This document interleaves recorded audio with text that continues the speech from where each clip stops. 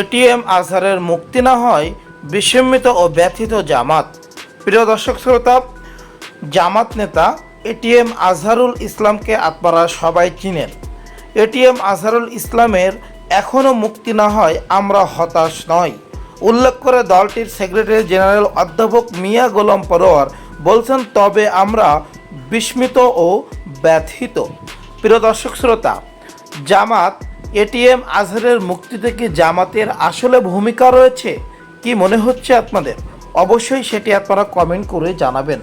তবে জামায়াত নেতা এটিএম আজহারের মুক্তিতে জামায়াতের ভূমিকা আছে কি নাই সেটা আপনারা জনগণ ভালোই বলতে পারবেন।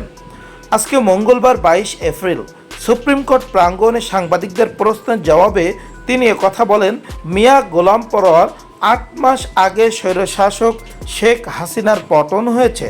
ফ্যাসিস্ট আমলে যারা জুলুমের শিকার হয়ে কারাগারে ছিলেন সবাই মুক্তি পেয়েছেন, কিন্তু মজলুম জননেতা এটিএম আজহারুল ইসলাম এখনও কারাগারে, এ দায় সবার। তিনি বলেন, আদালতের প্রতি আমাদের আস্থা রয়েছে। এদিকে মানবতা বিরোধী অপরাধের মামলায় জামায়াত নেতা এটিএম আজহারুল ইসলামের মৃত্যুদণ্ডের রায়ের বিরুদ্ধে আপিল শুনানির জন্য আগামী 6 মে দিন ধার্য করেছেন আপিল বিভাগ। আবারও প্রিয় দর্শক শ্রোতা, আবারও আপিল বিভাগ দিন ধার্য করছেন। এটিএম আজহারুল ইসলামের কি আদেও মুক্তি হবে? কি মনে হচ্ছে আপনাদের? ওই দিন আপিল বিভাগের পূর্ণাঙ্গ বেঞ্চে এ বিষয়ে শুনানি হবে।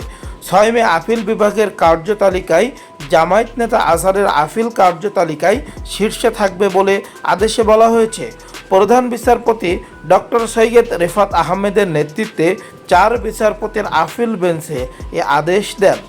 জামায়াত নেতা আজহারের পক্ষে শুনানি করেন ব্যারিস্টার এহসান আবদুল্লাহ সিদ্দিকী, আইনজীবী শিশির মনির। এদিন জামায়াত নেতা আজহারের আপিল শুনতে দলটির সেক্রেটারি জেনারেল মিয়া গোলাম পরোয়ার, সহকারী secretary general advocate Ehsanul Mahbub Alam তারা সেখানে উপস্থিত ছিলেন। প্রিয় দর্শক শ্রোতা, আদেও কি মনে হচ্ছে যে এটিএম আজহারুল ইসলামের মুক্তি হবে কি হবে না? কি মনে হচ্ছে আপনাদের? অবশ্যই কমেন্ট করে জানাবেন।